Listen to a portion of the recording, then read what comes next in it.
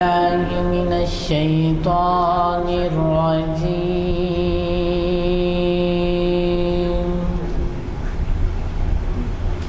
بسم الله الرحمن الرحيم.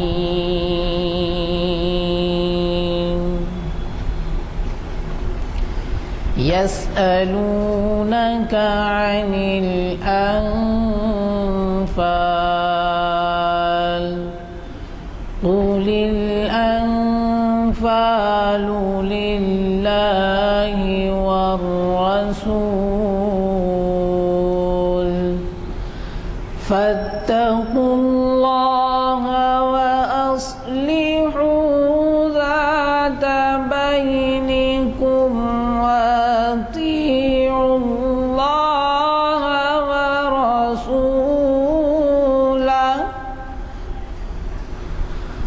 فاتقوا الله وأطيعوا الرسول إن كنتم مؤمنين.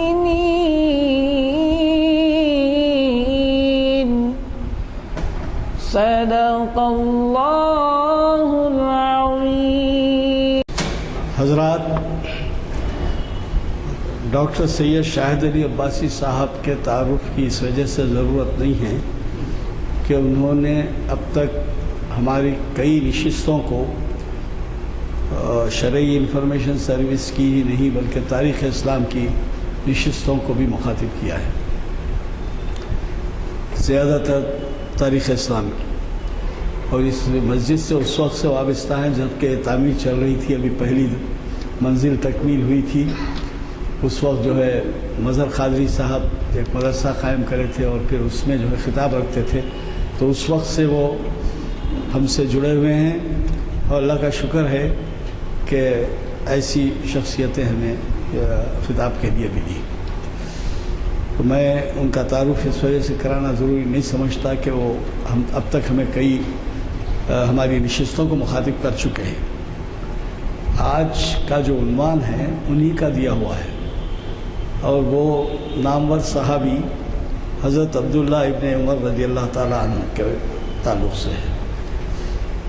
میں ان کے اور آپ کے درمیان زیادہ حائل ہونا نہیں چاہتا، صرف اتنا کہہ کے میں اپنی نشست لیتا ہوں کہ کل جو ہے پرسوں پیر کے دن شب برات میں 9 بجے جماعت ہوگی، اور اس کے بعد فضائل شب برات بیان فرمائیں گے ہمارے آج ہی کے مقرر ڈاکٹر سید شاہد علی عباسی صاحب.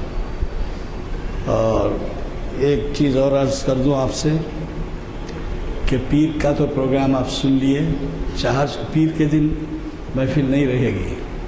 چہارشنبے کے دن قرآن اور اقبال کے عنوان سے آپ کے جانے پہچانے اقبالیات کے اسکالر جناب محمد ضیاء الدین نیّر صاحب اقبال اکیڈمی کے جو صدر ہیں وہ مخاطب کر رہے ہیں، اور چہارشنبے کے دن اسی مقام پر بعد نماز عصر خطاب ہوگا.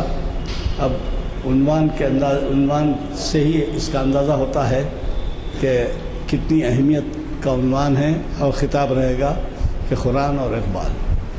میں گزارش کرتا ہوں آج کے مقرر صاحب سے کہ وہ شینشین پر تشریف لائیں اور ہمیں مخاطب کریں. الرحیم الحمد للہ رب العالمین والصلاة والسلام على محمد النبی الأمی وعلى آلہ وأصحابہ وأزواجہ وذریاتہ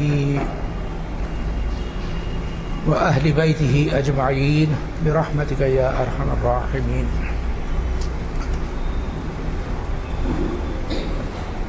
بزرگوں اور دوستوں، آج میں نے اکابر صحابہ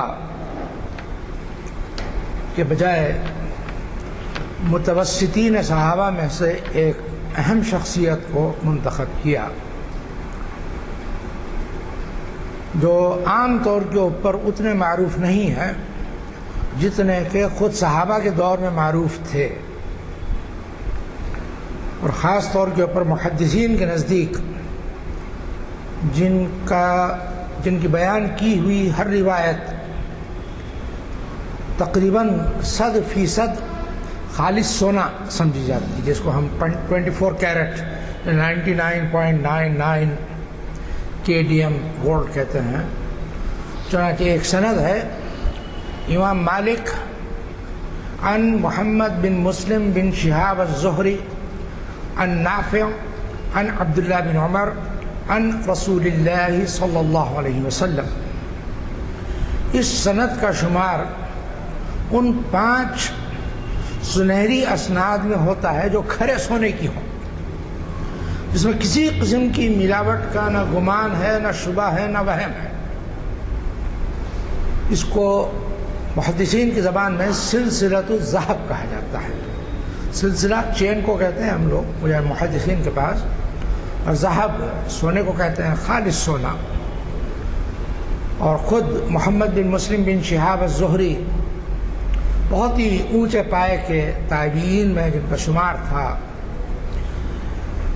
انہوں نے امام مالک علیہ الرحمہ سے خاص طور پہ یہ بات کہی تھی کہ ایک بار تم کو اگر عبداللہ بن عمر سے روایت پہنچ جائے تو بغیر کسی تذبذب کے اس کو قبول کر لو،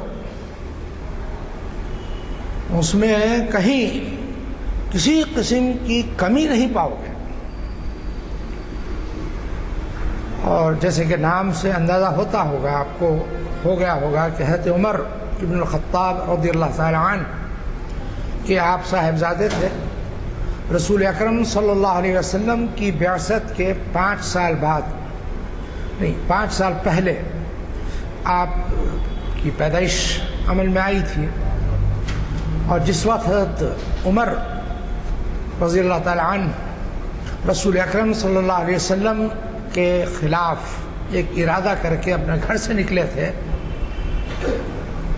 رسول اکرم صلی اللہ علیہ وسلم کی دعوت گھر گھر پھیل چکی تھی، اور بعض لوگوں میں اس کی وجہ سے بڑی بے چینی تھی، اور یہ شکوک اور وساوس ان کو پریشان کیے ہوئے تھے کہ رسول اکرم صلی اللہ علیہ وسلم نے ہر گھر میں تفرقہ پیدا کر دیا، نعوذ باللہ ثم نعوذ باللہ۔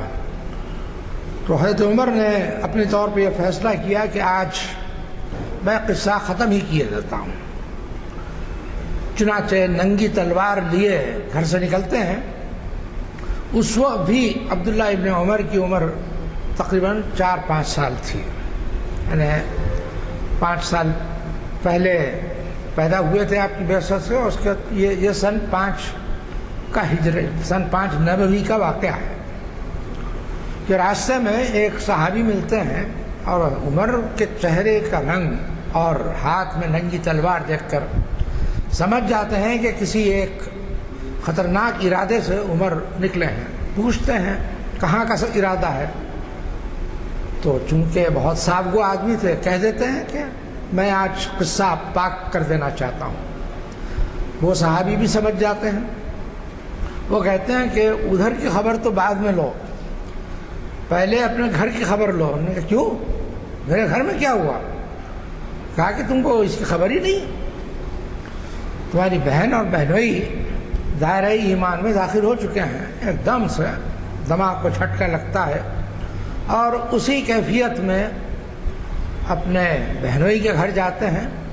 دروازہ اندر سے بند ہے، قرآن مجید کی تلاوت کی آواز آ رہی ہے، باہر دروازے کے کھڑے ہو کے پہلے اطمینان کرتے ہیں، اور پھر ساتھ میں ایک صحابی جو غلام تھے، حضرت خباب بن الارت ان کا نام تھا، وہ حضرت عمر کے بہنوئی اور بہن کو قرآن مجید کی تلاوت کا طریقہ سمجھا رہے تھے اور پڑھا رہے تھے ان لوگوں کو۔ چنانچہ حضرت عمر دروازہ کھٹکھٹاتے ہیں، وہ لوگ اندر داخل، اور دروازہ کھلتا ہے، سمجھ جاتے ہیں قرآن مجید کے وہ اوراق جن کے اوپر اس وقت تک کی وحی لکھی جا چکی تھی، اس کو وہ لوگ چھپا دیتے ہیں، اور بظاہر انجان انداز میں بہن پوچھتی ہیں، بہن کا نام بھی فاطمہ ہے، پوچھتی ہیں کہ کیا بات ہے؟ کہتے ہیں کہ میں یہ کیا سن رہا تھا، میں کیا سن رہے تھے؟ کہا کہ محمد جس کتاب کے ان پر نازل ہونے کا دعویٰ کرتے ہیں، تم اس پر ایمان لے آئے ہو، اور بہنوئی کو زور کا ایک تماچا لگاتے ہیں اور ایک دم سے ان کی ٹھکائی شروع کر دیتے ہیں۔ بہن سے برداشت نہیں ہوتا، اپنے شوہر کو بچانے کے لیے درمیان میں آ جاتی ہے، اور عمر اس بات کی پرواہ کیے بغیر کہ ان کی چہیتی بہن ہیں ان کو بھی زد و کوب کرنے لگتے ہیں، اور پھر حضرت خباب بھی کوشش کرتے ہیں بیچ بچاؤ کی، لیکن ان کی بھی دھنکی ہو جاتی ہے۔ اس کے بعد یہ بہن کہتی ہے کہ عمر تم کو جو کرنا ہو کر لو، جتنا مارنا چاہتے ہو مار سکتے ہو، لیکن یہ میں صفائی سے بیان کر دوں کہ اب اس دین کے باہر ہم نکلنے والے نہیں، ہم حق قبول کر چکے ہیں، اب اس سے ہم اپنا دامن نہیں چھڑائیں گے۔ آپ کے بہنوئی بھی یہی کہتے ہیں۔ اب عمر کے دل پہ بات اثر کرتی ہے کہ یہ تو مجھ پہ جان چھڑکا کرتی تھی بہن، اور اس وقت اس طرح کا اس نے انداز تکلم اختیار کیا، کیا بات ہے؟ پوچھتے ہیں کہ اچھا کچھ سناؤ، کیا پڑھ رہے تھے؟ اب بہن میں جرأت آ جاتی ہے، اور ایک بار جب ایمانی جرأت آتی ہے تو پھر انداز بدل جاتا ہے۔ کہتی ہیں کہ تم کو پہلے وضو کرنا ہوگا، کیونکہ یہ کوئی معمولی یا کسی بشر کا کلام نہیں ہے، اللہ جل شأنہ کا کلام ہے، اس کے لیے پاک ہونا ضروری ہے۔ تو کہتے ہیں کہ اس کا کیا طریقہ ہے؟ تو وضو کا طریقہ بتاتی ہیں، وضو کرتے ہیں، اور پھر حالانکہ سننے کے لیے وضو کرنا شرائط یا ارکان میں سے نہیں ہے، بغیر وضو بھی قرآن مجید سنا جا سکتا ہے، لیکن اس وقت بہن ظاہر وہ مسائل نہ پیدا ہوئے تھے، نہ اللہ کے رسول صلی اللہ علیہ وسلم نے بیان فرمائے تھے۔ اپنی جگہ ان کے ذہن میں یہ بات تھی کہ اللہ جیسی جلیل القدر ہستی کا کلام ہے، ناپاکی کی حالت میں تو کوئی شخص اس کو نہیں سن سکتا، یہ آداب کے خلاف ہے۔ اور عمر تیار ہو جاتے ہیں، وضو کرتے ہیں، اور پھر خباب بن ارت اس کو پڑھ کر سناتے ہیں۔ کلام سنتے ہی عمر کے چہرے کا رنگ بدل جاتا ہے، ایسا محسوس ہوتا ہے جیسے کسی نے ان کے اندر قوت حرکت مسلوب کر لی ہو۔ کھڑے ہوتے ہیں، بہنوئی پوچھ رہے ہیں اب کیا ارادہ ہے، کوئی جواب نہیں، تلوار ویسے ہی ہاتھ میں ہے، نکلے گھر سے باہر اور چلے کہاں؟ دار ارقم، رسول اکرم صلی اللہ علیہ وسلم جہاں اس وقت صحابہ کے اجتماع سے مخاطب تھے۔ دروازہ بند تھا، کھٹکھٹاتے ہیں، اندر سے ایک صحابی باہر دیکھتے ہیں، کہتے ہیں کہ عمر ہے، اور ان کے ہاتھ میں ننگی تلوار ہے۔ رسول اکرم صلی اللہ علیہ وسلم فرماتے ہیں کہ ٹھیک ہے، دروازہ کھول دو، آنے دو۔ حضرت حمزہ کہتے ہیں کہ گھبرانے کی کوئی بات نہیں، اگر اچھے ارادے سے آیا ہے تو فبیہا، اور اگر کسی بد ارادے سے اس نے ہمت کی ہے تو اس کی تلوار سے اس کا سر قلم کر دیا جائے گا۔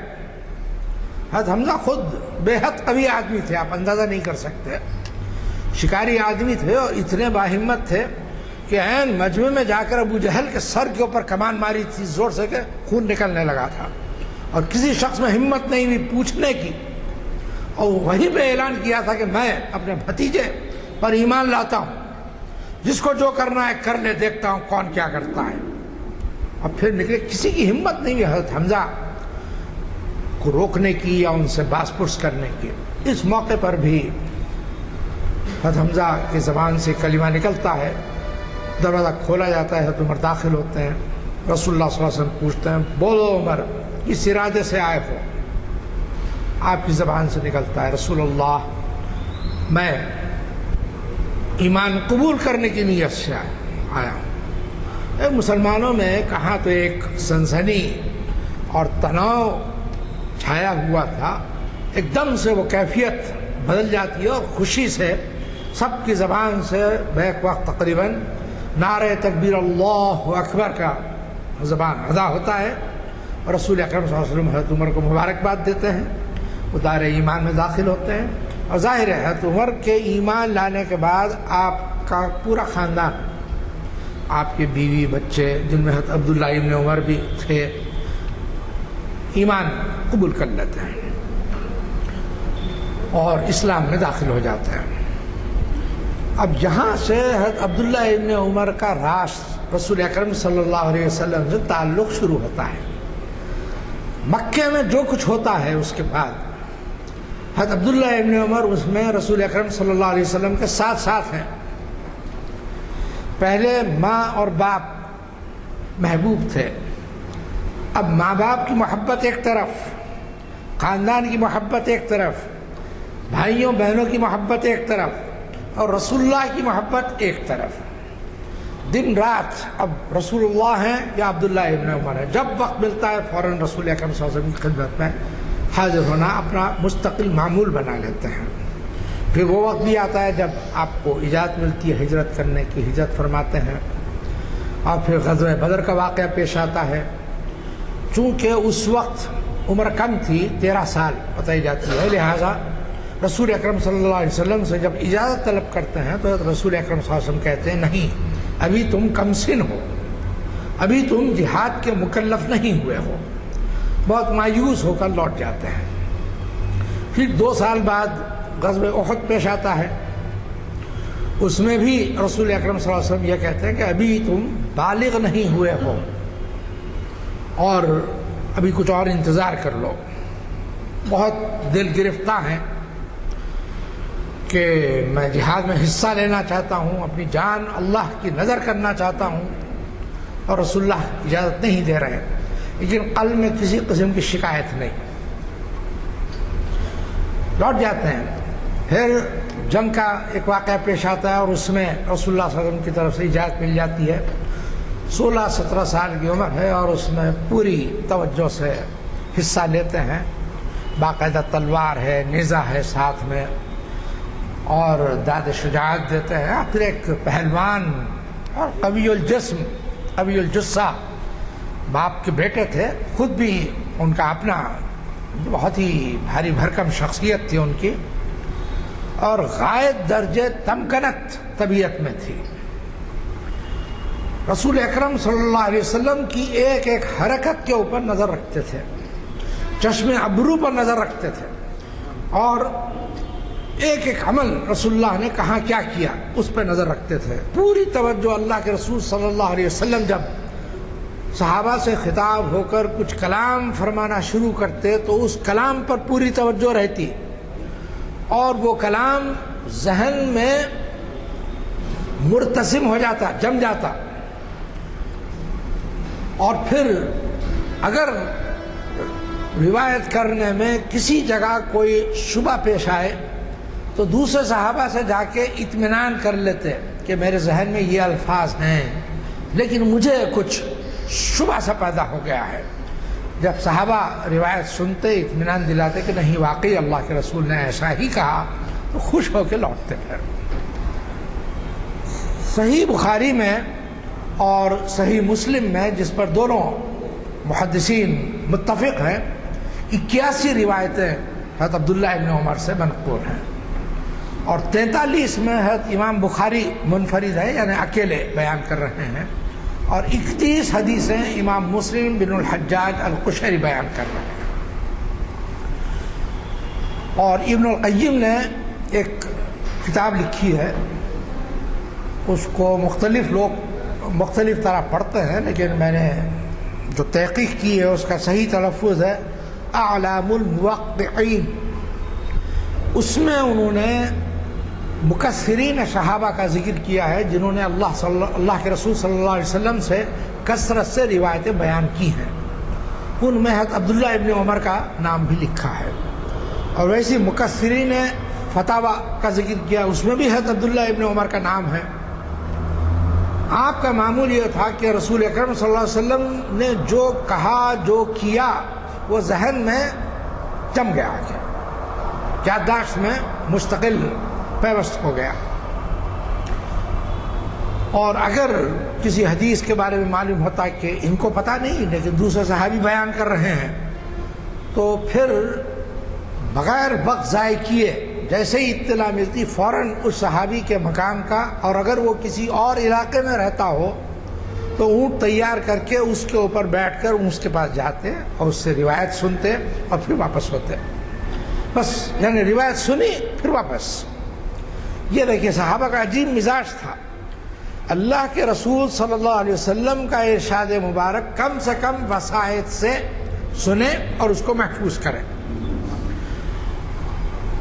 اور اپنی جان نچھاور کرتے تھے اللہ کے رسول صلی اللہ علیہ وسلم پر. جو بیان فرما دے اللہ کے رسول ان کے لیے حرف آخر ہے. وہ رسول اکرم صلی اللہ علیہ وسلم کی وفات کے بعد جو قضیہ پیش آتا ہے سقیفہ بنی سعادہ میں، اور پھر حضرت ابو بکر کے انتقال کے بعد حضرت عمر خلیفہ بنتے ہیں، اور حضرت عمر خود ان کی گھریلو زندگی سے پوری طرح مطمئن نہیں. کیوں مطمئن نہیں؟ کیونکہ حضرت عمر کا مزاج الگ تھا، حضرت عبداللہ ابن عمر کا مزاج الگ تھا. چنانچہ ایک واقعہ کئی کتابوں میں درج ہے، اور اس واقعے میں یہ بات آئی ہے کہ رسول اکرم صلی اللہ علیہ وسلم ابھی بقید حیات ہے، اور عبداللہ ابن عمر پہنچتے ہیں، کہتے ہیں کہ میرے والد مجھ کو حکم دے رہے ہیں کہ میں اپنی اہلیہ کو علیحدہ کر دوں. رسول اللہ صلی اللہ علیہ وسلم کہتے ہیں تو علیحدہ کر دو. اور اس واقعے کی وجہ سے فقہا میں ایک اختلاف ہو جاتا ہے کہ والدین کے کہنے پر کیا بیوی کو طلاق دے دینا ضروری ہے. ایک بہت بڑا مسئلہ ہے. تو اس کے پیچھے فقہا نے اس کی علت نکالی ہے کہ حضرت عمر بغیر کسی مناسب وجہ کے اپنے صاحبزادے سے یہ خواہش نہیں کرتے. اور بات یہ تھی کہ حضرت عبداللہ ابن عمر کے دل میں خاص طور پہ ان زوجہ کے لیے غیر معمولی محبت تھی، اور بہت ساری چیزیں جن پر شریعت کو اعتراض ہو سکتا ہے وہ نظر انداز کر دیا کرتے تھے.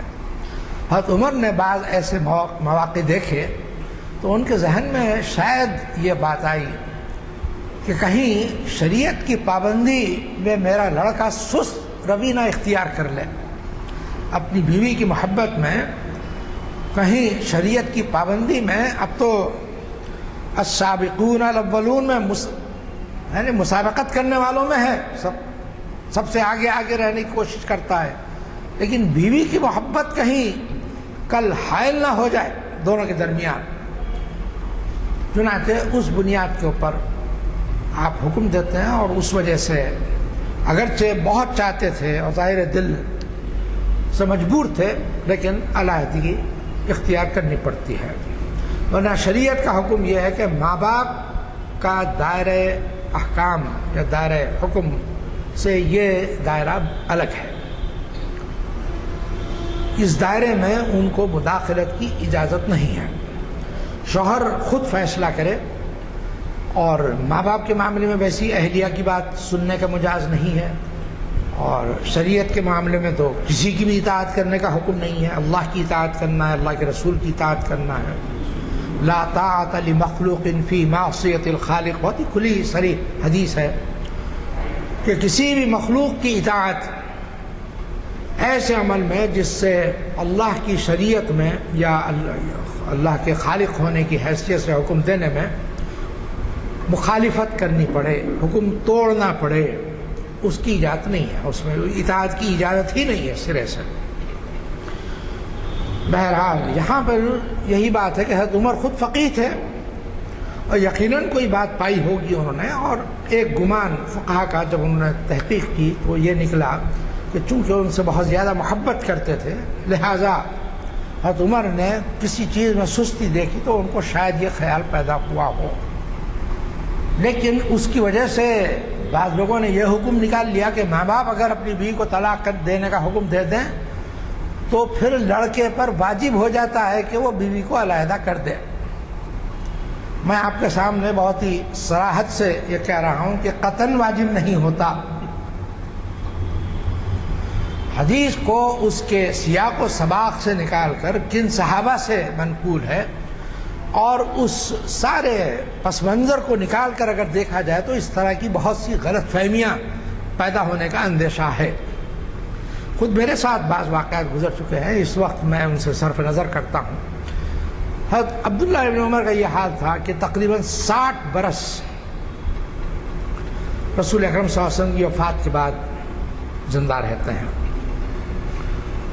اور زندہ کیا رہتے ہیں؟ ایک تو رسول اکرم صلی اللہ علیہ وسلم سے جدائی کا غم ہے، پھر باپ سے جدائی اور اپنے ساتھیوں سے جدائی، ایک ایک کر کے لوگ رخصت ہوتے جا رہے ہیں، حتیٰ کہ جو عبادلہ کہے جاتے ہیں، حضرت عبداللہ ابن مسعود کو چھوڑ کر 4 صحابہ ہیں، جن میں حضرت عبداللہ بن زبیر ہیں، حضرت عبداللہ ابن عمر ہیں، حضرت عبداللہ بن عمرو بن العاص ہیں اور حضرت عبداللہ ابن عباس، یہ 4 عبادلہ کہتے ہیں ان کو، اور ان میں حضرت عبداللہ ابن مسعود کو شمار نہیں کیا جاتا۔ محدثین کی اصطلاح ہے، اس کے پیچھے کیا وجہ ہے، ان کو اس میں کیوں شمار نہیں کیا جاتا، میں نے اس مسئلے کی زیادہ تحقیق نہیں کی، اس لیے اس وقت میں نہیں کہہ سکتا، وہ اتنا اہم ہے بھی نہیں ہمارے لیے۔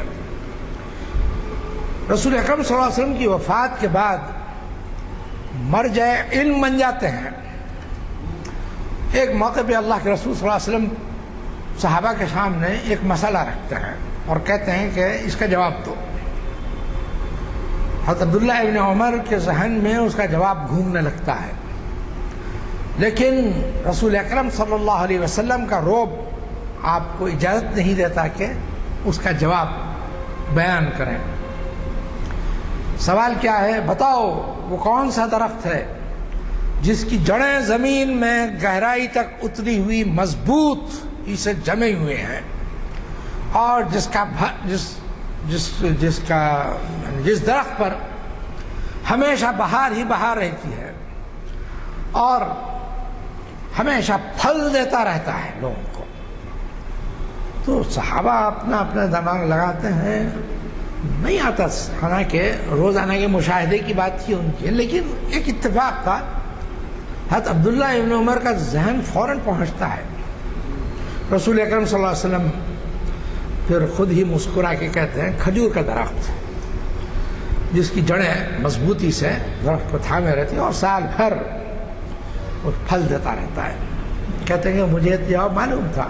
حضرت عمر کہتے ہیں ارے اللہ کے بندے اسی وقت نہیں بتا دیا، تم اس وقت مجھے بتا رہے ہو، اگر اس وقت تم جواب دے دیتے تو مجھے اتنی خوشی ہوتی کہ میں تم سے کیا کہوں، لیکن بہرحال اللہ کے رسول صلی اللہ علیہ وسلم کا رعب اور بڑے بڑے صحابہ موجود ہیں، ان میں یعنی ادب کا غلبہ بھی تھا آپ کے اوپر، یہ ایک اس چیز کا اشارہ بھی کرتا ہے، ادب بھی تھا، اور پھر بڑوں کی موجودگی میں چھوٹا کیسے زبان کھولے، یہ چیزیں تربیت میں داخل ہیں، آداب میں داخل ہیں۔ جس خاندان میں لڑکے پلتے بڑھتے ہیں اور ان چیزوں پر ان کو توجہ دلائی جاتی ہے، وہ ان کے دماغ میں راسخ ہو جاتے ہیں۔ تو وہی بات حضرت عبداللہ ابن عمر، رسول اللہ صلی اللہ علیہ وسلم جس راستے سے گزرے ہیں اسی راستے سے، حتیٰ کہ روایات میں یہاں تک ہے کہ جہاں آپ کا داہنا قدم پڑا وہاں عبداللہ ابن عمر کا داہنا قدم، اور جہاں بایاں قدم پڑا وہاں بایاں قدم، اس راستے کو پہ ہوتے ہوئے جس درخت کے نیچے اللہ کے رسول صلی اللہ علیہ وسلم نے کچھ دیر آرام فرمایا تھا، آپ بھی اس درخت کے نیچے اگرچہ آرام کرنے کی حاجت نہ ہو، بالکل اسی شکل میں جس طرح اللہ کے رسول کو آرام فرماتے دیکھا، لیٹتے دیکھا، بالکل اسی طرح لیٹ جاتے ہیں۔ پھر جتنا وقفہ رسول اکرم صلی اللہ علیہ وسلم نے آرام کر لیا اتنی دیر لیٹے، پھر اٹھ کے کھڑے ہو گئے، اور اہتمام اتنا کہ طہارت کی ضرورت نہ ہو، لیکن اللہ کے رسول کو یہ دیکھ لیا کہ ایک مرتبہ نکلے اور ایک موقع پر جب طہارت کی ضرورت تھی تو طہارت لی، تو عین اسی مقام کے اوپر جاتے ہیں اور اگرچہ ضرورت نہیں ہے لیکن اسی طرح طہارت لیتے ہیں اور پھر ہٹ جاتے ہیں وہاں سے۔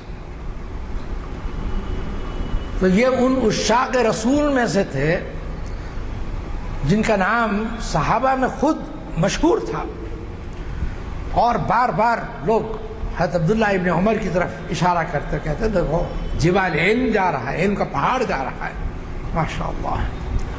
اور صرف یہ نہیں کہ اللہ کے رسول صلی اللہ علیہ وسلم سے بذات خود سنا دیکھا، بلکہ اکابر صحابہ نے وہ چیزیں جو دیکھی سنی اور اپنے ذہن میں محفوظ کی، جب ان کا بیان وہ لوگ فرماتے تو اس مجلسوں میں بھی پابندی سے جاتے، بیٹھتے، سنتے اور پھر محفوظ کر لیتے اپنے ذہن میں اور پھر اٹھتے وہاں سے۔ غرض یہ ہے کہ یوں سمجھیے آپ کے رسول اکرم صلی اللہ علیہ وسلم سے ظاہر ہے جسمانی طور پر اختلاف آپ کا الگ تھا، آپ کا جسم کی حیت الگ تھی، اللہ کے رسول کے جسم کی حیت الگ تھی، لیکن لباس بھی وہی پہننے کی کوشش کرتے، بالکل اسی طرح چلنے کا انداز، اسی طرح مسکرانے کا انداز، اسی طرح رونے کا انداز، اسی طرح غصے کے اظہار کا انداز، ایک ایک چیز میں اس بات کا خیال کرتے اور رکھتے کہ اللہ کے رسول صلی اللہ علیہ وسلم نے کس طرح کس انداز سے اپنے غصے کا یا اپنی خوشی کا اظہار کیا تھا، آپ بھی اسی طرح اظہار فرماتے۔ اور انتہائی صاف گو آدمی، جس وقت خلافت کے سلسلے میں آپ کو پتہ چلتا ہے کہ حضرت عمر نے کسی کو اپنے بعد نامزد نہیں کیا ہے، ہمت کرتے ہیں، باپ سے کبھی کھل کے گفتگو نہیں کی، ایک خوف ہے، ایک رعب ہے، آتے ہیں اور کہتے ہیں کہ آپ امت کو ویسے ہی چھوڑے جا رہے ہیں، اللہ کے پاس جا رہے ہیں آپ۔ اگر اللہ آپ سے پوچھے کہ بغیر چرواہے کے تم نے گھلے کو چھوڑ دیا، بھیڑوں کے گھلے کو چھوڑ دیا اسی طرح، تو کیا جواب دو گے؟ تو حضرت عمر کہتے ہیں بیٹا تمہاری اس صافگوئی سے دل خوش ہوا، لیکن اللہ کے رسول صلی اللہ علیہ وسلم نے جس وقت دنیا سے پردہ فرمایا، حضرت ابو بکر کے نام کو باقاعدہ صراحتاً نہیں لیا تھا، اس لیے میں بھی اگر کسی کا نام صراحتاً نہ لوں تو انشاءاللہ اس کے پیچھے بھی اللہ کے رسول کی سنت کی اتباع ہی ہوگی۔ باقی ہم تم دیکھنے کو چرواہے ہیں، کلکم راعٍ وکلکم مسئول عن رعیتہ، مشہور حدیث ہے، حضرت عبداللہ ابن عمر خود بیان فرماتے ہیں، اور اس میں اور آگے تک مضمون ہے کہ شوہر اپنے گھر کا، یعنی جو سربراہ خاندان ہوتا ہے، وہ اپنے گھر کے تمام ارکان کا سربراہ ہے، راعی ہے، چرواہا ہے، اس سے اس کی رعیت کے بارے میں پوچھا جائے گا۔ شوہر کے غیاب میں بیوی اس کے مال پر چرواہے کی طرح نگراں ہے، اس سے اس کے بارے میں پوچھا جائے گا۔ اس طرح تفصیل حدیث میں آئی ہے۔ آقا غلام پر اسی طرح راعی ہے، اور غلام مالک کے غیاب میں اس کی بھیڑوں کا یا اس کے سامان کا محافظ ہے، اس سے اس کے بارے میں پوچھا جائے گا۔ بہت ہی تڑپا دینے والی حدیث ہے، یعنی راعی جو ہم لوگ عام طور پہ اس طرح کی باتیں سنتے ہیں اور پھر ذہن میں محفوظ نہیں کرتے، ایک ایک چیز کے بارے میں ہم سے سوال کیا جائے گا، ابھی سے ہم کو تیار رہنا چاہیے اس کے بارے میں، کب کس کی آنکھ بند ہو جائے ہم نہیں جانتے۔ حضرت عبداللہ ابن عمر باپ سے گفتگو کرتے ہیں، اس کے بعد حضرت عمر اپنے فیصلے پہ غور فرماتے ہیں دوبارہ، پھر یہ کرتے ہیں کہ 6 آدمیوں کا یہ کمیٹی بنا دیتے ہیں اور کہتے ہیں کہ تم 6 لوگ جن کو مناسب سمجھو، جس کو مناسب سمجھو اس کو منتخب کر لو۔ اب صحابہ کے گروہ کی طرف سے غیر معمولی دباؤ کہ آپ نے اپنے بیٹے کا نام تو رکھا ہی نہیں اس کے اندر، انہوں نے کہا نہیں، وہ خلیفہ بننے کے لائق نہیں۔ لوگ حیرت ہوتی ہے کہ اتنا متبع رسول، اتنا بڑا عاشق رسول اور فقیہ، اس کے بارے میں آپ ایسا فرما رہے۔ تو عمر مسکراتے ہیں، کہتے ہیں میاں اس سے گھر تو سنبھلتا نہیں، وہ امت کو کیا سنبھالے گا۔ دیکھیے اپنی جگہ متقی، پرہیزگار، عادل، ضابط، عالم ہونا یہ سب باتیں الگ ہیں، لیکن امور امت کو حکمت سے سنبھالنا، اس کے لیے جس فراست اور جس تدبر کی ضرورت ہے وہ شے دیگر ہے، ہر ایک میں نہیں ہوتی۔ حضرت عمر میں چونکہ فراست مومنہ خاص تھی، اس لحاظ سے آپ نے جانچا خلافت کے منصب کے لیے جن چیزوں کا ہونا ضروری ہے ان کو اپنے بیٹے کے اندر نہیں دکھائی دی، اور اتنے صاف گو کہ صاف صاف کہہ دیا۔ جب بہت زور پڑا تو کہا کہ ٹھیک ہے 7واں نام اس کا شامل کر لوں، لیکن اس کو خلیفہ بننے کا حق نہیں ہوگا۔ اگر آرا تقسیم ہو جائیں 3 ایک طرف 3 ایک طرف، تو جس کو ہم آپ کاسٹنگ ووٹ کہتے ہیں، وہ کسی ایک کے فیور میں دے سکتا ہے، لیکن خلیفہ نہیں بن سکتا، اور یہ پورے زور دے کر کہتے ہیں۔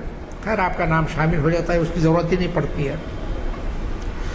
پھر حضرت عثمان شہید ہو جاتے ہیں، بہت مغموم ہیں، حضرت عبداللہ ابن عمر، اور مکہ معظمہ چلے جاتے ہیں۔ اس کے بعد حضرت علی کے ہاتھ پر بیعت کرتے ہیں، اور جس وقت حضرت عثمان شہید ہوتے ہیں، اس سے پہلے میں نے آپ لوگوں سے تذکرہ کیا تھا کہ عشرہ مبشرہ میں سے 3 لوگوں کے لوگ پیچھے پڑ جاتے ہیں جو باغی ہیں۔ اس میں ایک گروہ ہے زبیر کو خلیفہ بنانے یا امام بنانے کے اوپر سرگرم ہو جاتا ہے، دوسرا گروہ حضرت طلحہ کو امام بنانے پر سرگرم عمل ہو جاتا ہے، اور تیسرا گروہ حضرت علی کے پیچھے پڑ جاتا ہے۔ تینوں انکار کر دیتے ہیں۔ پھر ایک گروہ حضرت عبداللہ ابن عمر کے پاس بھی آتا ہے اور کہتا ہے کہ آپ جو لوگ کوئی تیاری نہیں ہو رہا، آپ اس وقت زیادہ مستحق ہے، بڑھ کے ذمہ داری سنبھال لیجیے۔ یہ تم نے کیسے فیصلہ کر لیا کہ میں سب سے زیادہ مستحق ہوں؟ ایسے بڑے اونچے درجے کے صحابہ موجود ہیں، میرا کیا شمار؟ تو کہتے ہیں کہ نہیں، آپ بہت متقی ہیں اور آپ فلاں ہیں اور فلاں ہیں۔ آپ کہتے ہیں بس میرے اعصاب گرانا بند کر دو، میں جانتا ہوں میں کیا ہوں، میں اس میں حصہ نہیں لیتا۔ یہ تو بتاؤ کہ اگر تم لوگ مجھے خلیفہ منتخب کر لو گے تو کیا سب میرے ہاتھ پر بیعت کر لیں گے؟ تو ذرا سا گڑبڑا جاتے ہیں لوگ، کہتے ہیں اب سب کریں گے نہیں کریں گے یہ کہنا تو مشکل ہے۔ تو بات ختم۔ میں لوگوں میں مزید تفرقہ نہیں پیدا کرنا چاہتا، چنانچہ حضرت علی کے ہاتھ پر بیعت کر لیتے ہیں۔ اس کے بعد لیکن کسی جنگ میں حصہ نہیں لیتے، نہ جنگ جمل میں حصہ لیتے ہیں نہ جنگ صفین میں حصہ لیتے ہیں۔ نہاون کی جنگ جس میں حضرت علی کو خارجیوں کے خلاف تلوار اٹھانی پڑی تھی، اس میں ضرور حصہ لیتے ہیں، اس لیے کہ اللہ کے رسول کی وصیت تھی کہ ان کو جہاں کہیں پاؤ قتل کرو۔ اس میں اللہ کے رسول کی حدیث ذہن میں رہتی ہے پورے۔ حضرت علی کے ساتھ شامل ہوتے ہیں اور پھر اس میں حصہ لیتے ہیں۔ کثرت سے جتنے لوگ اللہ نے مشیت رکھے تھے اتنے لوگ قتل ہوتے ہیں ان کے ہاتھ سے، پھر مکہ معظمہ لوٹ آتے ہیں۔ نہ کوفے میں رہتے ہیں نہ مدینہ میں رہتے ہیں بظاہر حضرت علی کے ساتھ، لیکن آپسی مناقشات سے اپنے آپ کو دور رکھتے ہیں۔ ایک چھوٹا گروہ صحابہ کا ایسا تھا جو تذبذب میں تھا کس کا ساتھ دے۔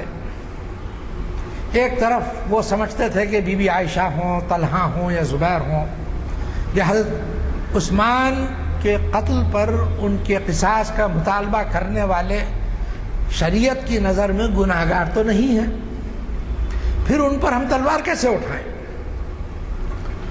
دوسرا گروہ تھا، یہ لوگ یہ سوچتے تھے کہ لیکن معاویہ جس طرح اصرار کر رہے ہیں، حضرت علی پر دباؤ بنائے ہوئے ہیں اور اس بات سے بالکل انجان ہیں کہ حضرت علی کے گرد جو گروہ ہے وہ کمزور ہو تو حضرت علی قصاص کے لیے پیش قدمی کریں، بجائے ان کا ساتھ دینے کے ان سے دوری اختیار کیے ہوئے ہیں۔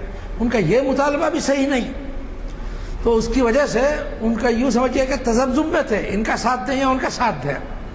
قصاص عثمان کے سلسلے میں حضرت معاویہ کے ساتھ تھے، بی بی ام المومنین بی بی عائشہ رضی اللہ عنہا کے ساتھ تھے، لیکن جب بی بی عائشہ نکلی تو ان کا ساتھ نہیں دیا، پیچھے رہ گئے۔ اس وجہ سے بعض شیعہ حضرات خاص طور کے اوپر ان کے بہت سخت خلاف ہیں، کیونکہ انہوں نے حضرت علی کا ساتھ نہیں دیا۔ اور اس وقت ان لوگوں کا موقف یہ تھا کہ ہمارے ہاتھ میں ایسی تلوار دو جو حق اور باطل کے درمیان تمیز کر سکتی ہو۔ کون سی تلوار؟ خود سے تمیز بےجان چیز ہوتی ہے تلوار، اس کو کیا معلوم ہوگا کون باغی ہے اور کون مفسد ہے اور کون صالح ہے، کون سچا ہے؟ کیسے فیصلہ کرے گی تلوار؟ وہ تو جس کے ہاتھ میں ہوتی ہے، جس طرف ہاتھ حرکت کرتا ہے اسی طرح تلوار حرکت کرتی ہے۔ تو اس چھوٹے سے گروہ کو اللہ کے رسول صلی اللہ علیہ وسلم نے ایک موقع پہ یہ وصیت فرمائی تھی۔ دیکھیے آپ اللہ کے رسول صلی اللہ علیہ وسلم کی فراست یا علم اللہ تعالیٰ نے جو آپ کو عطا فرمایا تھا کہ عنقریب ایک ایسا زمانہ آئے گا جب فتنے شروع ہو جائیں گے، اور اس خاص گروہ سے خطاب کرتے ہوئے یہ فرماتے ہیں کہ اس وقت تم پر واجب ہوگا کہ تم لوگ اپنی اپنی تلواریں اور نیزیں توڑ دو اور پہاڑوں میں جا کر یا جنگلوں میں بود و باش اختیار کرو، رہائش اختیار کرو، کسی فریق کا ساتھ مت دو۔ چنانچہ یہ لوگ کنارہ کش رہتے ہیں اس سے۔ رسول اکرم صلی اللہ علیہ وسلم کا حکم ہے اس کی تعمیل کرنا ہے، چنانچہ اس کی تعمیل کرتا ہے۔ کون کیا کہتا ہے اس کی فکر نہیں ہے، اللہ کیا دیکھ رہا ہے اس کی فکر ہے۔ اصل چیز یہی ہے، اللہ کے رسول نے ہم سے کیا فرمایا، ہم اس پر کہاں تک پورے اتریں گے، یہ اہم فکر ہے۔ اس کے بعد حضرت عثمان کی شہادت کے بعد حضرت علی 5 سال کے بعد شہید کر دیے جاتے ہیں، حضرت حسن کے ساتھ ہو جاتے ہیں، حضرت حسن حضرت معاویہ کے حق میں دستبردار ہو جاتے ہیں۔ اور چونکہ حضرت معاویہ میں شرن کوئی ایسی کمی یا کمزوری نہیں پائی جاتی ان کی نظر میں، حضرت عبداللہ ابن عمر کی نظر میں، جس کی بنیاد پر ان کا انتخاب غیر شرعی ہو، لہذا ان کے ہاتھ پر بھی بیعت کر لیتے ہیں، لیکن ان کے دربار سے کہیے یا ان کی حاضری سے خود کو دور رکھتے ہیں، کبھی ملنے نہیں جاتے، شام کا سفر نہیں کرتے، دور رہتے ہیں، دیکھتے رہتے ہیں، واچ کرتے رہتے ہیں ان کو۔ اور اپنی حد تک معمول یہ تھا کہ دن میں قرآن مجید کی تلاوت اور احادیث کا علم حاصل کرنا اور لوگوں تک پہنچانا، یہی مشغلہ۔ اور رات میں یہ عمل تھا کہ عشاء کی نماز کے بعد تھوڑی دیر کے لیے لیٹے، اس کے بعد اٹھے، اٹھ کے نماز پڑھنا شروع کر دیے، پھر جب تھک جاتے ہیں پھر لیٹ جاتے ہیں، پھر اٹھ کے کھڑے ہو جاتے ہیں، پھر نماز پڑھنا، یعنی رات بھر 5 منٹ 7 منٹ 10 منٹ، اس وقت اس طرح گھڑی تو تھی نہیں، تھوڑے سے وقفے کے لیے رکے، تھکے ہوئے جب تھک گئے لیٹ گئے، اس کے بعد پھر تازہ دم ہو کر کھڑے ہو گئے، پھر اللہ کے دربار میں حاضر۔ لیٹے ہوئے ہیں تو اللہ کے ذکر میں مشغول، کھڑے ہوئے ہیں تو اللہ کے ذکر میں مشغول، ہر دم اللہ کا استحضار، یہ تھا دیکھیں کردار حضرت عبداللہ ابن عمر جیسے فقیہ کا، محدث کا، صحابی رسول کا۔ اور حال یہ تھا کہ لوگ آتے ہیں پوچھتے ہیں مسائل، اور کبھی کسی مسئلے کے بتانے میں کوئی غلطی ہو جاتی تو جس کو مسئلہ غلط بتایا اس کے پاس جاتے، جا کر کہتے کہ بھائی میں نے تم کو غلط مسئلہ بتا دیا، مسئلہ یوں نہیں ہے، دراصل مسئلہ یوں ہے، اور میں تم سے معذرت کرتا ہوں، مجھ سے غلطی ہوئی اور تم کو زحمت اٹھانی پڑی۔ اخلاق کا یہ عالم۔ اور ایک طرح لوگوں نے محسوس کیا کہ ان کی طبیعت میں تقشف ہے، سختی جس کو بولتے ہیں، اپنی ذات کے لیے تقشف تھا، اور لوگوں کے لیے بھی ان کی نصیحت یہ تھی کہ اللہ کے رسول صلی اللہ علیہ وسلم کا جو طریقہ تھا اس کو مضبوطی سے پکڑو، کیونکہ اس ایک راستے کے علاوہ کوئی دوسرا راستہ کامیابی کا ہے ہی نہیں، ظاہری طور کے اوپر اور باطنی طور کے اوپر یہی ایک راستہ ہے جو تمہارے لیے اللہ نے مقرر کیا ہے، اسی پر تم کو چلنا ہے، اور اسی پر چل کر اللہ کی رضا اور خوشنودی پا سکتے ہو۔ ایک مرجع، چونکہ ایک ایک کر کے بڑے بڑے صحابہ بھی فوت ہو جاتے ہیں، آپ کی ذات مرکز بن جاتی ہے۔ ایک طرف میں ایک واقعہ سناتا ہوں، اس سے اندازہ ہوگا آپ کو۔ ابو جعفر منصور العباسی کا دور آتا ہے، وہ حضرت امام مالک کو بلاتا ہے، کہتا ہے ابو عبداللہ میں چاہتا ہوں کہ آپ حدیث کی ایک ایسی کتاب مرتب کر دیں کہ میں اس کو اسلامی مملکت کے تمام حصوں میں اس کی نقلیں بھجوا دوں اور لوگوں کو کہہ دوں کہ اس کتاب میں جو درج ہے اسی کے مطابق عمل کرو۔ امام مالک فرماتے ہیں کہ امیر المومنین ایسا کرنے کا ہرگز ارادہ مت کیجیے، چونکہ میں صرف مدینہ طیبہ میں رہا، یہاں مجھے جو حدیثیں مل سکی وہ میں نے محفوظ کرنی، اور اللہ کے رسول کے صحابہ مختلف علاقوں میں پہنچ گئے اور جہاں گئے اپنے علم کے ساتھ گئے، حدیث کا علم ہے، قرآن مجید کا علم ہے، اس کے ساتھ گئے۔ یوں مت سمجھیے کہ میں فرد واحد ہوں جو اس وقت، یوں سمجھیے آپ، علم حق پر اجارہ داری ہے جس کی، میرا یہ مقام نہیں ہے۔ چنانچہ منصور پھر وہ ارادہ ترک کر دیتا ہے۔ لیکن منصور سے پہلے آپ جانتے ہیں خلافت کا جب مسئلہ سے پہلے بات آ چکی ہے، یزید کے مرنے کے بعد اس کا لڑکا معاویہ، بعض روایت میں ہے کہ 3 مہینے، بعض روایت میں ہے کہ 6 مہینے، اس کو خلافت سے کوئی دلچسپی تھی ہی نہیں، جبراً اس کو آمادہ کیا گیا اور بددلی سے اس نے قبول کر لیا، اور اس خیال سے کہ کہیں امت میں انتشار اور زیادہ نہ پھیلے اس نے اس اندیشے سے قبول کر لیا۔ لیکن بنیادی طور کے اوپر وہ علم کے میدان کا شہسوار تھا، چنانچہ اس نے 6 مہینے کے بعد کہا کہ نہیں، یہ مجھ سے نہیں سنبھلتا، یہ جس کو جو بننا ہے، جس کو منتخب کرنا ہو کر لو، ہٹ گیا اس سے۔ اب کئی لوگ میدان میں کود گئے، اور پہلے سے حضرت عبداللہ ابن زبیر مکہ معظمہ اور مدینہ طیبہ اور حجاز کا جو علاقہ ہے اس کے اوپر ان کا تسلط تھا، اور وہ اپنی جگہ اپنے کو امیر المومنین کہتے تھے، لوگ بھی مانتے تھے اس وقت۔ لیکن آپ کو حیرت ہوگی کہ حضرت عبداللہ ابن عمر کے بارے میں ایسی کوئی صراحت نہیں ملتی کہ انہوں نے بھی ان کو خلیفہ مانا ہو یا ان کے ہاتھ کے اوپر بیعت کی ہو۔ اس کے بعد مروان بن الحکم جو حضرت عثمان کا داماد تھا، اس نے بھی اپنا گھوڑا میدان میں ڈال دیا۔ 6 مہینے سمجھیے آپ بمشکل چند مخصوص لوگوں نے اس کو امام مانا، اس کے بعد وہ مر گیا۔ اس کا جو بیٹا تھا عبد الملک بن مروان، وہ انتہائی عظمت والا عالم تھا، بہت ہی متبحر عالم تھا، اور اس کو کہتے ہیں کہ حضرت معاویہ کے بعد اگر کوئی اسٹیٹسمن پیدا ہوا جزیرۃ العرب میں تو وہ عبد الملک بن مروان تھا۔ اور یہ بھی کہا جاتا ہے کہ اگر عمر خلافت سے وہ اپنے کو علیحدہ رکھتا تو جس طرح آج ہم امام ابو حنیفہ، امام مالک بن انس، امام احمد بن حنبل، امام محمد بن ادریس الشافعی اور ان کے مکاتیب فقہ کا ذکر پڑھتے ہیں، اسی طرح عبد الملک بن مروان کا ذکر بھی ہم محدثین میں، مفسرین میں اور فقہا میں پاتے۔ اتنا علم اس کو تھا ماشاءاللہ، اتنا درک حاصل تھا۔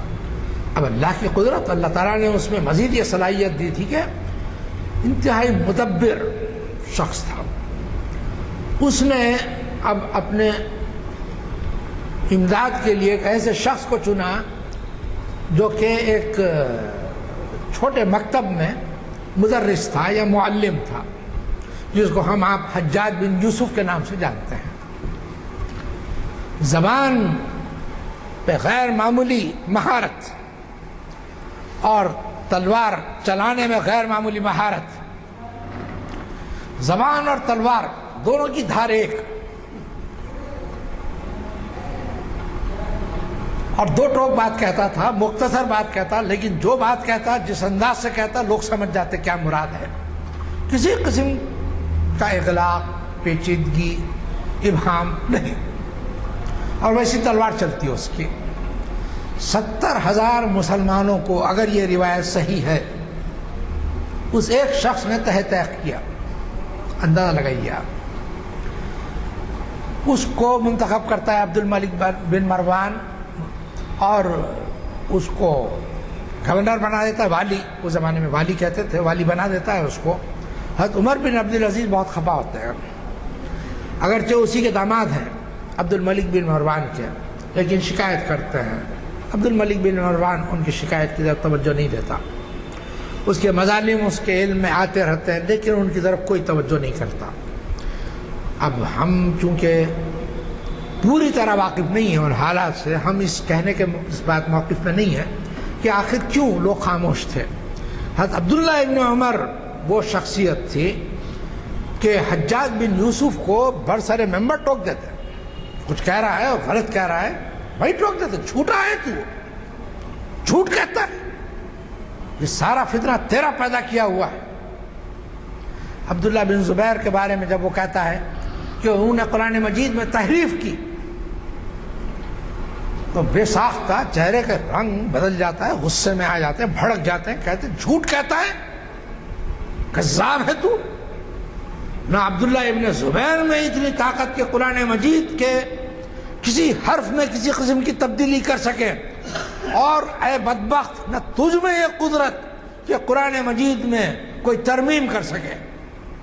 خاموش ہو جاتا ہے، کیونکہ جو حاکم اعلیٰ ہے عبد الملک بن مروان، اس کا حکم یہ ہے کہ تمام معاملات میں عبداللہ ابن عمر سے مشورہ کرو اور جیسا مسئلہ وہ بتائیں اس پر عمل کرو۔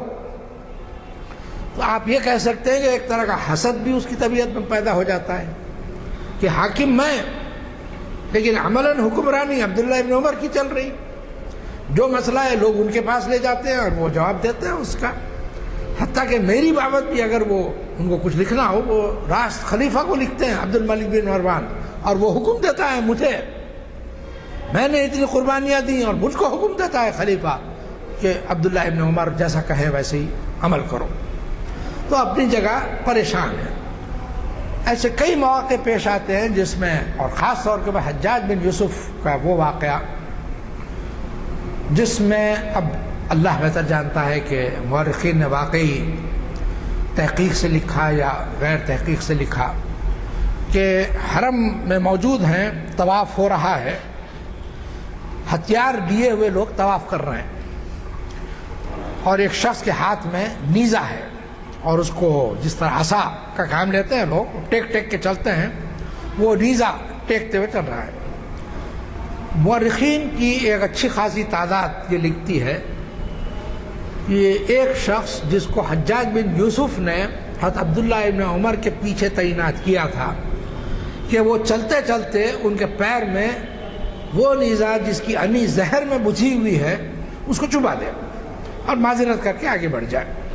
چنانچہ وہ ان کے قریب سے گزرتا ہے اور ان کے پیر میں چباتا ہے، آگے بڑھ جاتا ہے معذرت کر کے، زہر پھیل جاتا ہے اور پھر پیر سوج جاتا ہے۔ حجاج بن یوسف عیادت کے لیے آتا ہے، انجان ہو کر پوچھتا ہے کیسی طبیعت ہے آپ کی؟ کاش وہ شخص جس نے حرکت کی میری گرفت میں آتا، تب میں اس کو سبق سکھاتا، ایک صحابی رسول کے ساتھ ایسا کرتا ہے۔ تو عبداللہ ابن عمر غصے سے اس کی طرف دیکھتے ہیں اور کہتے ہیں کہ یہ سر تیرا کیا ہوا ہے۔ تو کہتا ہے میں نے کیا کیا؟ تو کہتے ہیں کہ تو نے حرم میں ہتھیار لانے کی اجازت دی، نہ ہتھیار لائے جاتے نہ اس طرح کا کوئی واقعہ پیش آتا۔ اصل واقعہ یہ ہے، اب اس میں بعض لوگوں نے اضافہ یہ کیا ہے کہ حجاج بن یوسف کو چونکہ انہوں نے یہ کہا کہ سب تیرا کیا کردہ ہے، تو مطلب یہ کہ ان کو یہ یقین تھا کہ حجاج بن یوسف کے کہنے پر اس نے نیزے کی انی ان کے پیر میں چبوئی تھی۔ حالانکہ میرا خیال ہے کہ اس واقعے سے یہ چیز ثابت نہیں ہوتی، آپ لوگ اپنی جگہ غور کر لیں۔ ہتھیار لانے کی اجازت دی تھی، وہ غلط چیز تھی بے شک، اس وقت بہرحال میں کسی کی پاسداری کرنا مقصود نہیں ہے، حضرت عبداللہ ابن عمر کے بارے میں بیان کرنا مقصود ہے۔ بعض روایتوں میں چنانچہ اس کے بعد آپ کا انتقال ہو جاتا ہے۔ انتقال کے وقت عمر بتاتے ہیں 84 سال عمر تھی آپ کی، اور ایک عجیب غم پھیل جاتا ہے مکہ معظمہ میں اور مدینہ طیبہ، جہاں جہاں خبر پہنچتی ہے۔ اور جب آپ کو یہ یقین ہو جاتا ہے کہ اب موت بس آنے کو ہے، تو اپنے بیٹے سالم کو بلاتے ہیں، کہتے ہیں کہ بیٹے میری خواہش تھی کہ جوار رسول میں دفن کیا جاؤں، اگر ممکن ہو تو مجھے کسی بھی حالت میں، کسی کیفیت میں مجھے مدینہ طیبہ لے چلو۔ بیٹے طبیب سے پوچھتا ہے تو طبیب کہتا ہے کہ نہیں، کسی بھی وقت ان کا آخری وقت آ سکتا ہے، میں سفر کی اجازت نہیں دے سکتا۔ علاج چل رہا ہے لیکن بہرحال اللہ کی مشیت غالب ہو کر رہتی ہے، وہیں آپ کا انتقال ہوتا ہے، وہیں مکہ معظمہ میں آپ کی تدفین ہوتی ہے۔ وہ ایک غم حضرت عبداللہ ابن عمر کو تھا کہ میں جوار رسول میں مرنے سے رہ گیا۔ آپ کو یاد دلا دوں کہ حضرت عمر نے دعا کی تھی، اللہم ارزقنی شہادتم فی سبیلک واجعل موتی ببلد رسولک، اے اللہ مجھ کو اپنی راہ میں شہادت عطا فرما اور میری موت اپنے نبی کے شہر میں مقدر فرما۔ اور ہم نے بھی جب واقعہ پڑھا تو ہم بھی حیران تھے کہ کیسے دعا ہے، اور وہاں جہاد نہیں ہو رہا، کچھ نہیں، شہادت کی دعا کر رہے ہیں، کیسے؟ پھر آپ کو سب کو معلوم ہے کس طرح شہید کیے گئے حضرت عمر، اور وہیں موت بھی، وہیں دفن ہوئے آپ۔ رسول اکرم صلی اللہ علیہ وسلم کی ایک طرف حضرت عمر کا مزار ہے، پر حضرت عبداللہ ابن عمر یہاں پر جو سمجھ سکتے ہیں آپ، اللہ کی مشیت جیسی تھی وہ غالب آ کر رہتی ہے۔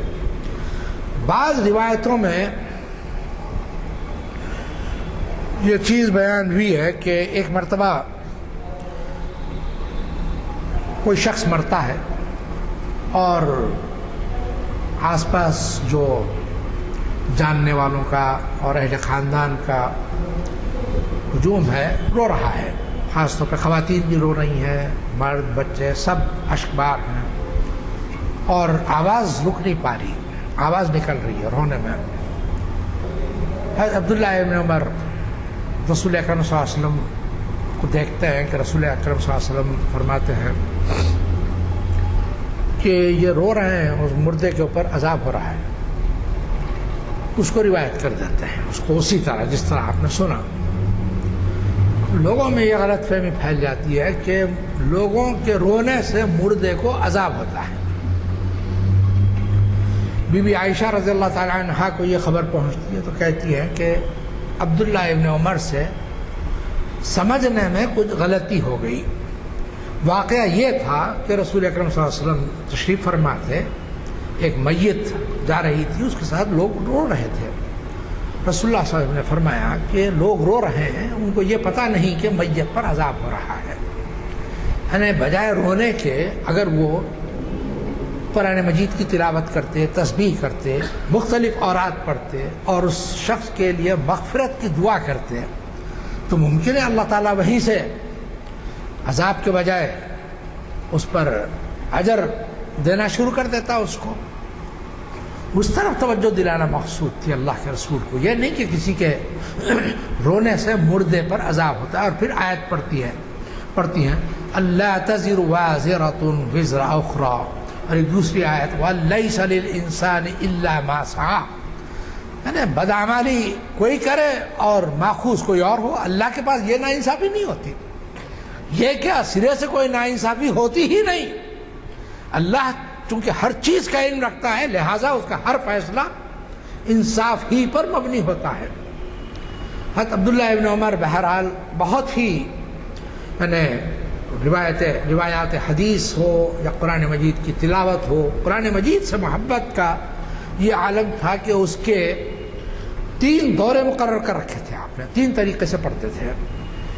ایک جس کو ہم لوگ حضر کہتے ہیں، یعنی قرآن کے بعد حضر کہتا ہے، تیزی سے پڑھا جاتا ہے قرآن مجید، جس میں مقصد صرف یہ ہوتا ہے کہ ایک ایک حرف کے بدلے 10 نیکیاں، اور تیزی سے پڑھتے چلے آتے ہیں۔ اور ایک وہ جس کو ہم ترتیل کہتے ہیں، آہستہ سے ایک ایک لفظ لوگوں کو سنائی دے، سمجھ میں آئے۔ اور ایک وہ جس میں خوش الہانی سے، جی ہاں۔ تو عبداللہ ابن عمر کا طریقہ یہ تھا کہ کثرت سے تیزی سے پڑھتے قرآن مجید، اس کے ساتھ آہستہ آہستہ پڑھتے، اور اس کے ساتھ یہ تھا کہ قرآن مجید کے معانی پر غور و فکر کرتے ہوئے پڑھتے، اور تقریباً 13-14 برس لگا دیے تھے انہوں نے سورہ بقرہ کو ختم کرنے میں۔ اللہ کا کلام ہے، اللہ کے کلام کے معانی کی گہرائی میں اترنا ہے، اور اگر خود کسی جگہ کوئی دقت محسوس ہو رہی ہو تو دیگر ماہرین سے معلوم کرنا ہے، اس کے معنی پر غور کرنا ہے۔ تو ایک سورہ بقرہ جس میں 286 آیتیں ہیں، اس کے ختم کرنے میں 13-14 برس لگا دینا بہت بڑی بات ہے، لیکن تینوں حق ادا کرتے تھے کہ قرآن مجید تیزی سے بھی پڑھ رہے ہیں اور پھر آہستہ بھی پڑھ رہے ہیں، ترتیل بھی، اور پھر اس کے معنی پر غور و فکر کرتے ہوئے بھی پڑھ رہے ہیں۔ لِيَدَّبَّرُوا آيَاتِهِ وَلِيَتَذَكَّرَ أُولُو الْأَلْبَابِ، قرآن مجید خود یہ فرماتا ہے کتاب انزلناہ الیک مبارک لیدبروا آیاتہ ولیتذکر اولو الالباب، تاکہ لوگ اس کے معنی پر غور کریں، تدبر کریں اور اہل عقل اس سے نصیحت یا رہنمائی حاصل کریں۔ یہ مقصد قرآن مجید کا۔ بہرحال وقت ہو گیا ہے اور میں اپنی بات یہیں پر ختم کرتا ہوں۔ کسی کو کچھ پوچھنا ہو تو پوچھ سکتے ہیں، چونکہ ایک بہت ہی مبارک مہینہ آنے والا ہے۔ اللہ تعالیٰ سے دعا ہے کہ ہم کو، آپ کو، سب کو اتنی عمر دے کہ ہم نہ صرف اس رمضان کو اللہ کی یاد میں، اللہ کی عبادت میں، اللہ کی اطاعت میں گزاریں، بلکہ اس کے بعد بھی کئی برس تک اللہ ہم کو توفیق دیتا رہے اور ہم برابر اللہ کی اطاعت میں، اللہ کی مرضی و منشا کے مطابق روزہ رکھنے اور اس کو شروع سے آخر تک اس کی مرضیات کا تابع رکھنے کا خود کو عادی بنائیں، اس پر عمل کریں، کیونکہ اللہ کو ہمارے فاقے کی ضرورت نہیں ہے۔ اور اس میں ایک دو باتیں میں اور عرض کر کے، یہ مہینہ ایسا ہے، بعض صورتوں کے خاص خاص فضائل اللہ کے رسول صلی اللہ علیہ وسلم نے بیان فرمائے ہیں۔ سورۃ الفاتحہ ہے تو فرمایا کہ نصف قرآن کا ثواب ہے، اس کو پڑھ لو تو نصف قرآن، آدھا قرآن گویا پڑھ لیا تم نے۔ سورۃ الاحد ہے، اس کو تہائی قرآن کے برابر فرمایا۔ سورۃ التکاثر ہے، اس کو 1000 آیتوں کے برابر فرمایا۔ ویسے ہی سورہ زلزال ہے، اذا زلزلت الارض زلزالہا، اس کو چوتھائی قرآن کے بارے میں کے برابر فرمایا۔ سورہ کافرون ہے، اس کو چوتھائی قرآن کے برابر فرمایا۔ اور ایک سورت ایسی ہے قرآن مجید میں جس کے بارے میں اللہ کے رسول صلی اللہ علیہ وسلم نے، اگر روایت صحیح ہے تو یہ فرمایا کہ 10 مرتبہ قرآن مجید ختم کرنے کے برابر ہے، سورہ یاسین۔ تو اگر یہ تصور کیجئے کہ آپ نے ایک مرتبہ غیر رمضان میں ختم کیا، وہ 10 مرتبہ گویا آپ نے قرآن ختم کیا، اور پھر رمضان میں اگر ختم کیا تو کم سے کم جو اجر بڑھتا ہے وہ 70 گنا، اور پھر 70 سے اور اضافاً مضاعفتاً 700، بلکہ اس سے بھی زیادہ ہو سکتا ہے۔ تصور کیجئے ایک مرتبہ آپ نے سورہ یاسین پڑھا، اللہ کے خزانے میں کوئی کمی ہے، جتنا چاہیں دیں، اپنی نیت خالص کر لیں، صرف اللہ کو سنانے کے لیے پڑھیں، اللہ کو خوش کرنے کے لیے پڑھیں، اس نیت سے پڑھیں اور اس کے تمام آداب کی رعایت کرتے ہوئے پڑھیں، تو امید یہ ہے کہ انشاءاللہ 700 تا 70,000 مرتبہ قرآن مجید ختم کرنے کا ایک ایک مرتبہ پڑھنے پہ انشاءاللہ ثواب ملتا جائے گا آپ کو۔ اور روزانہ اگر 3 4 5 مرتبہ پڑھتے جائیں گے تو اسی حساب سے آپ اس کو ملٹیپلائی کرتے چلے جائیے۔ ایک رمضان اگر آپ صرف سورہ یاسین کی تلاوت میں گزار دیں، آپ کے اندر جو انقلاب پیدا ہوگا اس کا عملاً مشاہدہ کریں گے آپ۔ جن لوگوں نے اس پر عمل کیا انہوں نے عملاً مشاہدہ کیا کہ گناہ سے ان کی طبیعت کے اندر نفرت پیدا ہو گئی، ہر وہ چیز جو اللہ اور اللہ کے رسول کو ناپسند ہے ان کی نظر میں مکروہ ہو گئی، اور ہر وہ کام جو اللہ اور اللہ کے رسول کو محبوب ہے ان کو محبوب ہو گیا۔ اب اس سے بڑی نعمت کیا چاہیے؟ میں آپ کو صرف ایک صورت کے بارے میں بتا رہا ہوں، ویسے ہی بازار سے گزرتے ہوئے کلمہ اللہ کے رسول صلی اللہ علیہ وسلم نے بتایا، اشہد ان لا الہ الا اللہ وحدہ لا شریک لہ لہ الملک ولہ الحمد یحیی ویمیت وہو حی لا یموت بیدہ الخیر وہو علی کل شیء قدیر۔ ایک مرتبہ بازار سے گزرتے ہوئے پڑھ لیں تو 10 لاکھ نیکیوں کا ثواب، 10 مرتبہ پڑھ لیں تو 1 کروڑ نیکیوں کا ثواب۔ آج کے لحاظ سے مت سوچئے، روز آخرت کے لحاظ سے سوچئے، جس وقت ایک ایک نیکی ہمارے لیے کام آنے والی ہے۔ اللہ آپ کو، ہم کو، سب کو اس کی توفیق دے کہ نہ صرف ہم رمضان کو اس کے حقوق کے ساتھ ادا کریں، بلکہ تفکر و تدبر اور قرآن مجید کے ذریعے زیادہ سے زیادہ ثواب حاصل کر سکیں۔ وآخر دعوانا ان الحمد للہ رب العالمین۔ جس وقت نشست کا آغاز ہوا تھا اس وقت میں نے اگلے پروگرام کے بارے میں کچھ اعلان کیا تھا، لیکن بعض حضرات بعد میں تشریف لائے ہیں، اس لیے صرف 2-3 آئٹمز دہرا دیتا ہوں۔ ایک تو یہ کہ آپ نے جو خطاب سنا ہے اس میں آپ کی پیاس نہیں بجھی ہے، کیونکہ مولانا نے جو کچھ مطالعہ ہمارے سامنے اس سے استفادے کے لیے ہمیں موقع دیا ہے۔ آپ کو پتہ ہے کہ پیر کے دن پرسوں پھر بعد نماز عشاء 9 بجے ہوگی شب برات میں، اور اس کے بعد آپ ہی کا خطاب ہے۔ تو مجھے یقین ہے کہ آج کے معیار کو پسند فرماتے ہوئے آپ جو ہے ضرور تشریف لائیں گے پرسوں شام میں، رات میں۔ بعد ہمارے یہ چہارشنبے، پیر اور چہارشنبے، پیر کو تو ہے نہیں، چہارشنبے کو ایک محفل ہے، اور چہارشنبے کی محفل 26 جون کو ہے۔ 26 جون کے بعد شاید ہمیں 2 ہفتے کا موقع رہے گا محفل کا، اور جیسے کہ عام طور پہ ہماری پریکٹس ہے کہ جیسے ہی شب معراج اور شب برات اور رمضان اور شوال، یہ موسم عبادت کا ہمیشہ عبادت لازمی ہے، کوئی موسم نہیں ہے، لیکن ایسا محسوس ہوتا ہے کہ اس طرف زیادہ اس موقع پر زیادہ لوگ راغب ہوتے ہیں دینی امور کے اندر۔ مناسب ہوگا اگر آپ اس کا خیال فرماتے ہوئے چہارشنبے کی محفل میں بھی ضرور تشریف لائیں، بلکہ جو رمضان سے پہلے جو محافل ہیں ان تمام محافل میں حصہ لیں۔ چونکہ دعا ہو چکی ہے، صرف ایک احسان